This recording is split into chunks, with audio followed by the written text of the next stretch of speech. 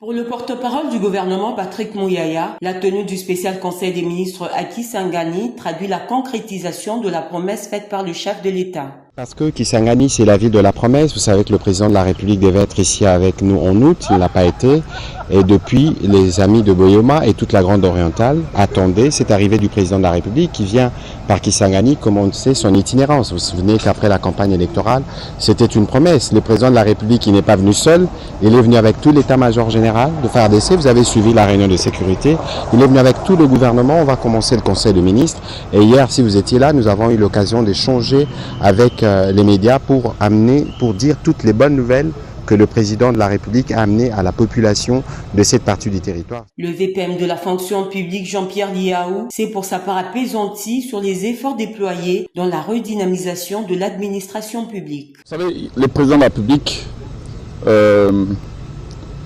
porte la vision de doter notre pays d'une administration publique efficace, une administration publique digne de ce nom. Et pour réformer l'administration publique, il faut aller vers les fonctionnaires. Le secret, c'est le dialogue.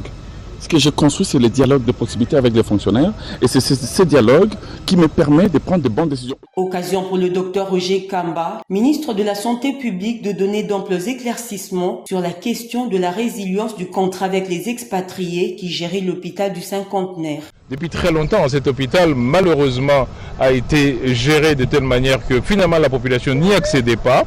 Et cet hôpital a été géré de telle sorte que, malheureusement, en cas de besoin, comme maintenant quand il y a un pox ou quand il y a eu Covid, eh bien, on ne pouvait pas y accéder. Au-delà de ça, c'est une structure de santé complètement nationale qui avait été cédée seulement en gestion. Mais ce n'est pas une structure étrangère.